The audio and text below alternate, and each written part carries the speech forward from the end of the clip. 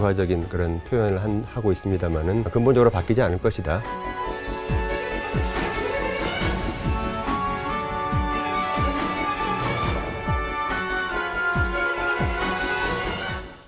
시청자 여러분 안녕하십니까? 이슈앤피플 장용수입니다. 친미 정권이라고도 하고 친서방 민주정부라고도 하는 아프가니스탄 정부가 이슬람 근본 원리주의자인 조직인 탈레반에 의해서 다시 함락이 됐는데요. 국제사회에 이목이 집중되고 있고 미중 간의 관계 그리고 또 그 속에서 우리나라에는 또 어떤 영향을 미칠지 촉각이 모여지고 있습니다.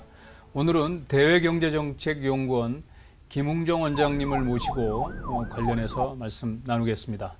원장님 어서 오십시오. 네, 안녕하십니까. 네, 반갑습니다. 네, 반갑습니다. 네, 뭐 그렇지 않아도 바쁘실 텐데 이런 또 국제 이슈가 생기면 또 바로바로 대응하는 데가 우리 대외경제정책연구원이죠. 네, 그렇습니다. 네. 미국이 그러니까 정확히 20년 전에 탈레반을 물리치고 네. 친미정부, 친정부를 이렇게 수립을 했다가 20년 만에 다시 이제 이걸 탈레반에 내줬는데 그 간략한 과정을 원장님이 한번 좀 설명을 해주실 수 있겠습니까? 일단 2001년도 네. 9월 1일 날, 11일 날 9.11 사태가 났고요. 10월 7일 날 미국이 네. 다른 동맹국과 같이 규합을 해서 사실은 아프가니스탄에 들어갔습니다. 침공을 했습니다. 그러나 이거는 이제 미국만의 그런 단독 작전은 아니었고요. 네. 그리고 명목은 알카에다 조직을 비호하고 있는 탈레반을 이제 무너뜨리기 위해서 갔죠. 그렇게 해서 불과 몇 달 사이에 2002년도에 이미 다 주요 지역은 다 장악이 됐고요. 그리고 2004년도에 정식으로 이제 아프가니스탄 지금 말씀하신 친서방, 친미 정부가 민주정부가 들어섰습니다. 그리고 나서 이 전쟁이 결국 이제 거의 다 끝나가고 오바마 시절에 2014년에 일단 전쟁이 종식됐다라고 선언이 됐고요. 그리고 나서 종식됐으니까 미군이 철군하고 미군과 다른 동맹국들이 철군을 하기로 돼 있었는데 다시 거기서 어떤 미국 정부 내에서 어떤 여러 가지 논의가 있고 나서 결국은 철군이 보류가 됐습니다. 2015년에. 네. 그리고 트럼프 정부가 들어오고 나서 결국 이제 트럼프 정부는 해외에 있는 모든 주둔 미군을 다 축소시키는 결정을 했기 때문에 2018년도부터 이번에는 탈레반과 직접적으로 협상을 시작합니다. 미국이. 그래서 평화협정을 해서 네, 2020년에 결국은 올해 철군한다라고 하는 결정이 됐고요. 그리고 올해 바이든 정부가 새로 들어오면서 상징적으로 9월 11일 전까지 철군한다라고 얘기를 하는 가운데 갑자기 7월 달에 이제 미군이 주력 부대가 빠져버린 것이죠. 네. 예, 그리고 나서 그 다음부터 있었던 사태는 우리가 보는 바와 같습니다. 지금. 네. 예. 그러면 탈레반이 다시 그 아프간 친미 정부를 무너뜨리는 게 어느 정도 예상이 됐다고 볼 수 있겠습니까? 예상은 되었는데 이렇게 빨리 무너뜨릴 줄은 아무도 예상을 못했고요. 왜냐하면 결국 그 아프가니스탄 기존 정부군이 굉장히 강할 걸로 이렇게 예상을 했었기 때문에 상당히 네. 이렇게까지는 예상을 못한 것이 약간 지금 현재 굉장히 그 혼란이라든가 이런 거에 중요한 원인이 아닐까 이렇게 생각합니다. 네. 탈레반에 대해서 한번 좀 짚고 넘어가야 될 것 같아요. 네. 근본 원리주의자라고 하는데 탈레반이 뭐 우리가 무장 조직이다, 뭐 이슬람 순위파 무장 조직이다 이렇게 일반적으로 알고 있는데 근본 원리주의자 뭐 어떤 사람들인가요? 이게 사실 이슬람 원리주의라고 하는 것은 굉장히 긴 역사를 갖고 있는 것은 사실 아닙니다. 불과 한 200년이에요. 네. 7세기 때 이슬람 종교가 처음에 만들어지고 나서 그때부터 이슬람은 신정일치지 않습니까? 신정일치 국가가 뭐 좀 들불같이 정말 그렇게 많이 그렇게 됐고요. 그래서 그것이 한때 이베리아 반도와 프랑스까지 일부를 점령을 한 적도 있었고요. 이와 같이 됐을 때는 상당히 그 극단주의라든가 원리주의가 상당히 퇴색을 했었는데 왜냐하면 결국은 현실의 그 제국을 다스리기 위해서는 어떤 그 현실과 타협할 수밖에 없었기 때문에 네. 이것이 이슬람 근본주의자가 득세하게 된 것은 사실 19세기입니다. 19세기에 중동 지역에 대해서 결국은 서방 제국주의가 계속 식민지화를 하면서 그러면서 이 중동 사람들이 자각을 하게 됩니다. 도대체 뭐가 문제인가? 또 뭐가 문제이길래 이렇게 계속 우리가 침탈을 당하는가 하면서 원리주의, 백투 베이직스, 원리로 돌아가자, 근본으로 돌아가자라고 해서 그러면 이슬람 이상 국가를 만들자 이렇게 된 겁니다. 네. 그러니까 이슬람 이상 국가를 만들자는 그 전통이 20세기 들어와서 계속 그 논의가 있었는데 처음으로 그것이 성공한 것이 바로 이란이죠. 이란에서 회교혁명이 성공한 것입니다. 그러면서 바로 이러한 전 세계적인 그런 무드가 이슬람에서 강하게 되고 있는 것이죠. 네. 그러니까 탈레반이 뭐 20년 전으로만 돌아가도 그때 근본 원리주의자들은 상당히 학생들 중심이었는데 네. 그 사이에 그러면 많이 뭐 성숙해졌고 많이 세력이 또 강화됐다고 봐야 될까요? 탈레반이 우리 보통 일반인들한테 알려지기 시작한 건 1994년도입니다.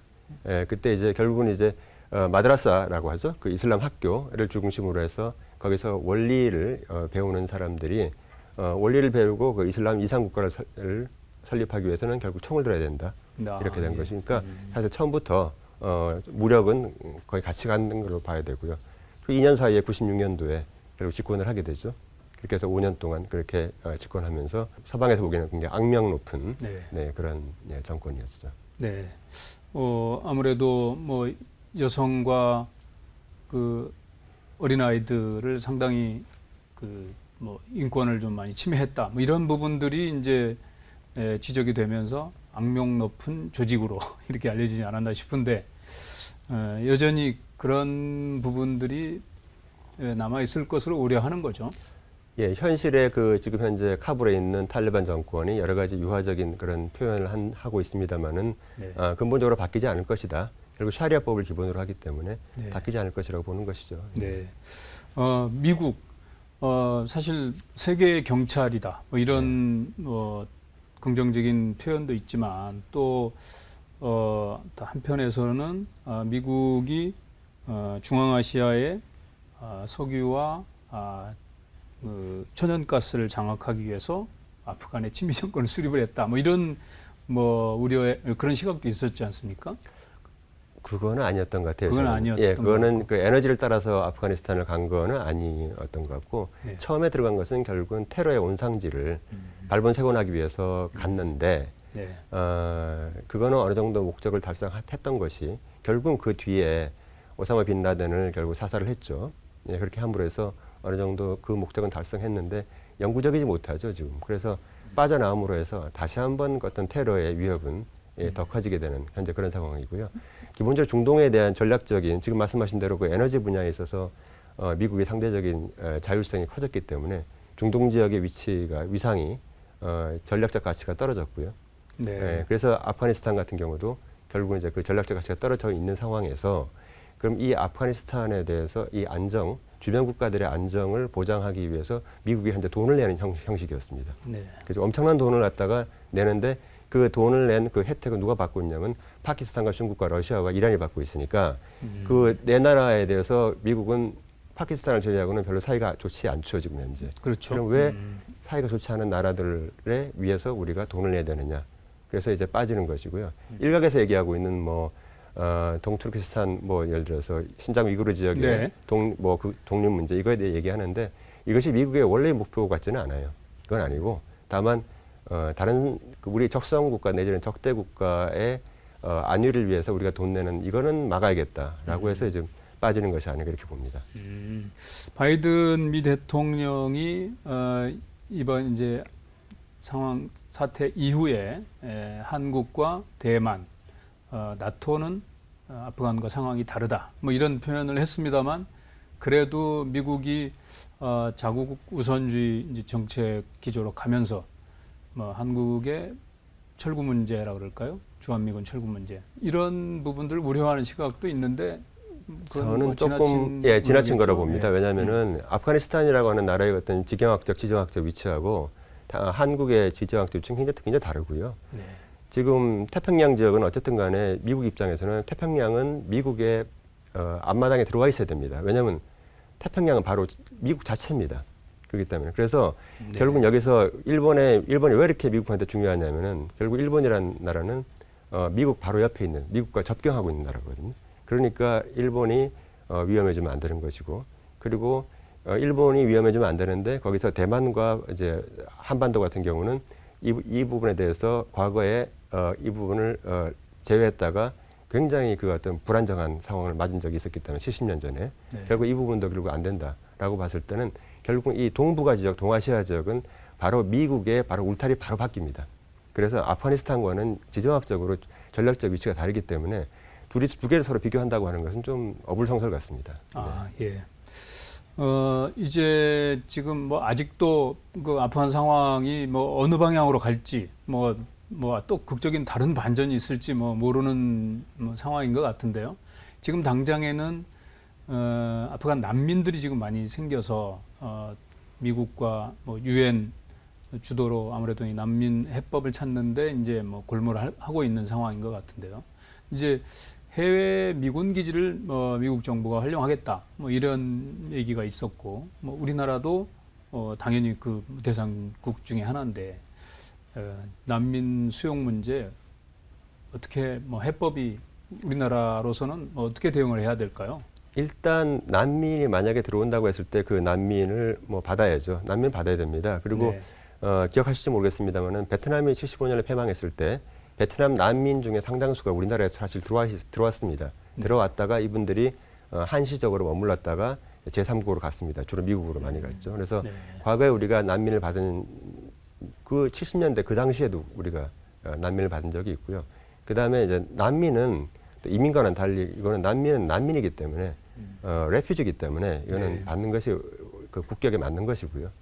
이제 다만 이제 이것이 어떻게 나갈 것이냐는 이제 앞으로 발전할 것인가의 문제인데 결국은 우리가 난민이든 이민이든 간에 해외 이민에 대해서 우리가 본격적으로 좀 논의를 해볼 필요가 있습니다. 그러니까 네. 이분들을 받을 것이냐 말 것이냐, 받는다면 얼마나 받을 것이냐, 받고 나서가 좀 받고 나서 그분들을 어떻게 정착시키기 위해서 노력할 것이냐 이런 문제가 있는데 이거에 대해서는 많은 성공 사례와 실패 사례가 우리 해외에 많이 있습니다. 유럽을 포함해서.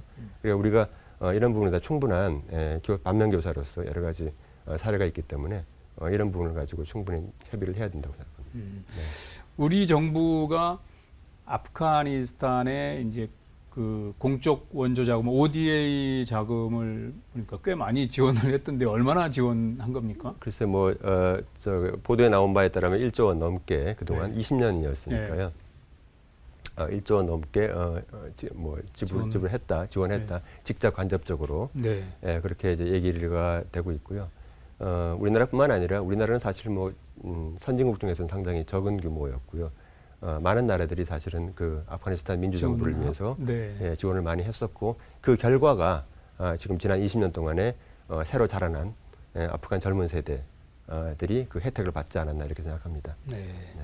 지금 이런 상황이라면 당분간은 지원이 쉽지 않겠죠? 지금 현재로서는 당분간의 지원은 쉽지 않겠습니다만 예. 탈레반 정부가 들어서더라도 우리가 지난 20년 동안에 아프가니스탄을 위해서 기여한 바에 대해서 우리가 얘기를 해야 됩니다. 얘기해서 우리가 니네들을 위해서 이렇게 했다라고 하는 것을 분명히 얘기하고요. 그래서 앞으로 우리가 지원을 할 때, 그게 탈레반 정부든 다른 정부든 간에 지원을 할 때 바로 이걸 하나의 근거로 삼아가지고 네. 이걸 이용해서 더욱더 인게이지를 해야죠. 네. 네, 그렇군요. 아까 이제 신장 위구르 때문에 중국과 탈레반 정부 관계 뭐 간단히 말씀 나왔습니다만은 중국이 기본적으로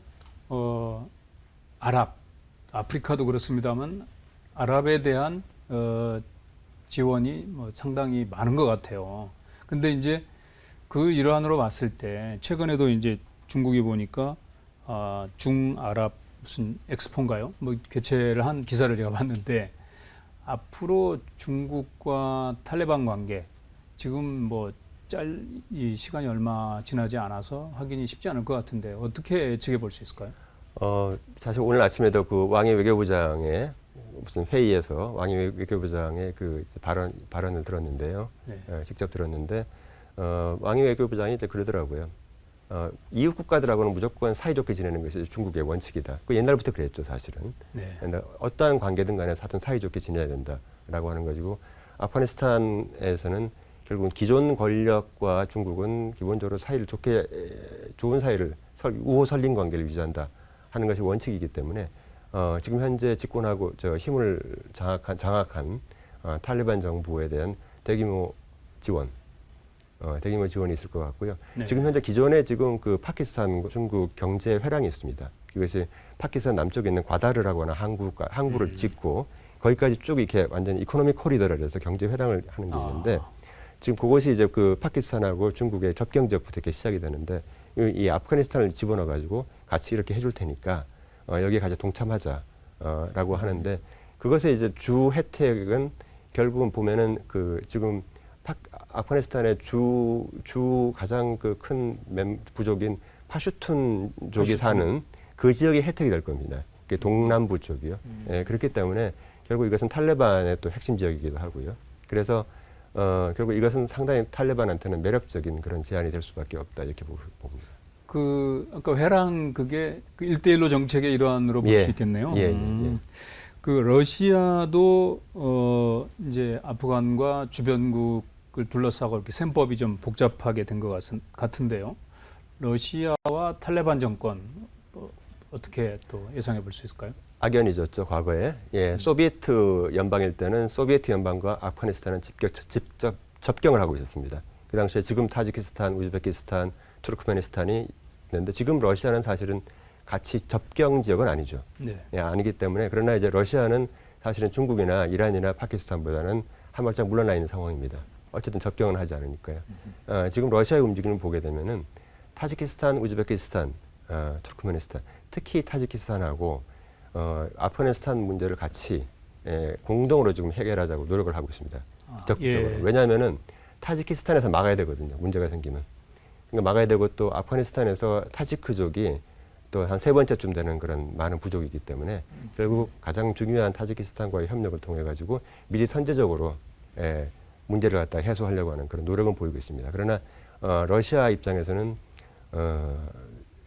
중국이나 이란, 파키스탄에 비해서는 조금 그래도 좀 여유가 있는 편입니다. 네. 다시 국내로 돌아와서 네. 그 미국과 중국 간의 패권 다툼이 특히 뭐 경제 분야 패권 다툼이 치열하지 않습니까? 무역 마찰이라는 뭐 용어를 우리가 지금 많이 접하듯이 그 사이에 이제 우리 한국이 사실은 뭐 좀 아무래도 좀 휘둘려 왔는데 이번 이 아프간 사태로 인해서 더 좀 그 끼인 신세가 되지 않을까 이런 우려도 있는데 어떻게 보십니까? 일단 이번 아프가니스탄 사태는 미중 그 어떤 충돌, 경쟁의 부산물 같아요. 왜냐하면 2016년도까지만 하더라도 미국이 유지하겠다라고 하다가 2018년에 트럼프 정부 와서 철군하겠다라고 했던 가장 큰 중요한 이유 중에 하나가 결국 미중 간의 어떤 그런 갈등 상황이었거든요. 그래서 이거를 갖다가 해소하기 위해서 힘을 모으기 위해서 전략적 가치가 떨어진 아프가니스탄에서 군대를 빼겠다는 것이었고요. 그래서 일단 아프가니스탄 사태 자체는 미중 간의 이런 경쟁의 그 부산물이라고 보고 있고요. 다만 이제 이것을 통해 가지고 한국이 더 추가적으로 더 어려움이 있을 것이냐, 별로 그런 건 없다고 봐요. 아프가니스탄 사태 때문에 그런 거는 없고 기존에 있던 지금 미중 간의 어떤 그런 경쟁에 따라서 정치 안보 사회 문화뿐만 아니라 경제 분야에 있어서도 결국은 미중 간의 어떤 그런 경쟁 때문에 한중 간의 경제 협력이 확대되는 것이 좀 제한을 받는다라든가 이러한 부분은 계속 있을 것 같습니다. 예. 그렇지 않아도 뭐 우리 정부가 미국과의 관계, 뭐 중국과의 관계 사실 뭐 눈치를 볼 수밖에 없는 상황인데 그런 큰 흐름에서 이번 아프간 사태가 뭐 좀 많은 변수가 되지는 않을 거다 이렇게 이제 보시지만 네. 그래도 조금은 영향을 미치겠죠. 예, 뭐 어느 정도 제한적으로 영향을 미치겠습니다만은 네. 우리가 좀 더 관심을 가져야 될 것은 아프가니스탄 사태 이후에 중동 지역의 이제 그 힘의 어떤 그 변화라든가 이런 부분에 따라서 우리가 이제 우리는 기본적으로 중동에 있는 국가들하고 다 이제 사이좋게 지내고 있고 또 우리 핵심 이익에 걸려 있는 지역이기 때문에 굉장히 중요한 나라들입니다. 네. 예, 그렇기 때문에 아프가니스탄 사태로 인해서 이란, 사우디, 이스라엘 간의 이 삼각관계가 어떻게 영향을 미칠 것인가, 요거에 좀 더 관심을 좀 가질 필요가 있을 것 같습니다. 그러면 나오신 김에 네. 최근에 이제 국제사회를 보면 뭐 미얀마 사태도 있고 벨라루스도 있고 그러는데 지금 그런 부분에 대해서 당연히 뭐 연구원에서는 이렇게 계속 관심 갖고 연구를 하고 있는 거죠. 예, 예. 그런데 예. 중국한테 참 힘든 상황이 계속 좀 닥치고 있어요. 중국에게. 예, 한테. 왜냐하면 지금 미얀마도 중국의 핵심 이익이 걸려 있는 지역입니다. 중국은 이게 보시게 되면은 이제 바다로 나가는 데가 별로 없는데 결국 이제 미얀마하고 협력해서 그쪽으로 안다만해로 나가야 되고요. 또 파키스탄하고 협력해가지고 아라비아해로 나가야 되는 그런 상황이기 때문에 이 미얀마와 파키스탄은 핵심 이익이 걸려 있는 그런 국가들입니다. 이 두 국가가 다 지금 어려운 상황이 됐습니다. 지금 미얀마도 그렇게 됐죠. 지금 불안정하죠. 그다음에 지금 이 파키스탄도 아프가니스탄 때문에 굉장히 좀 불안정한 상황이고요. 파슈툰 쪽은 파키스탄에서 두 번째로 또 큰 부족입니다. 그리고 뭐 그렇기 때문에 과거에 영국하고 이렇게 국경선을 그어놨던 지금 현재의 국경선이 사실 별 의미가 없거든요. 그게 이제 그 파슈툰 쪽의 중간 지역을 지나가고 있기 때문에 그래서 바로 이러한 부분 때문에 중국으로서는 이 주변 지역을 안정시키기 위해서 굉장히 지금부터 더 노력을 해야 되는 상황이고 돈도 많이 들어갈 것이고 관심도 더 많이 가져야 될 것이고 현재 그런 상황이고요. 미국은 그에 비해서는 어쨌든 간에 이번 아프간 사태에서 조금 체면을 구기긴 했습니다만은 일단은 알탄리를 좀 빼고 네. 예, 좀 나아졌다 이렇게 볼 수는 있는 것이죠. 예. 중국이 뭐 그 우리랑 경제 분야를 비롯해서 이렇게 많은 협력을 하고 있고 또 인접 국가이긴 합니다만은 지금 말씀 들어보니까 더욱 중국의 움직임에 촉각을 곤두서야 될 것 같은데 내년이 이제 한중 수교 30주년 해잖아요. 네, 그렇습니다. 네. 대외경제정책연구원에서도 좀 뭐 한중 관계에 대해서 더 깊은 연구를 하셔야 될 것 같은데요. 예, 저희도 뭐 많은 준비를 하고 있고요. 지난 네. 회고 30년 된 회고와 평가도 좀 준비를 하고 있고요. 네. 또 이제 한중 관계 미래위원회를 통해 가지고 또 한중 간의 1.5 트랙으로 네. 여러 가지 많은 아이디어를 가지고 제안을 하려고 하고 있습니다. 예. 네. 우리나라가 세계 경제 순위로 지금 10대 국가인데 네. 예, 그만큼 높은 위치에 가 있는 만큼 또 이렇게 국제 연구기관에서도 또 활발한 연구가 뒷받침이 돼야 더 높은 순위로 올라갈 수 있지 않을까 이렇게 생각하는데 오늘 이렇게 원장님 나와주셔서 감사드리고요. 앞으로도 그런 뭐 한중 관계를 비롯해서 좋은 연구 부탁드리겠습니다. 네. 오늘 나와주셔서 감사합니다. 네, 감사합니다. 네. 네, 오늘 이슈앤 비풀은 긴급하게 대외경제정책연구원 김웅정 원장님 모셔서 말씀 나눴습니다. 여기서 마치겠습니다. 감사합니다.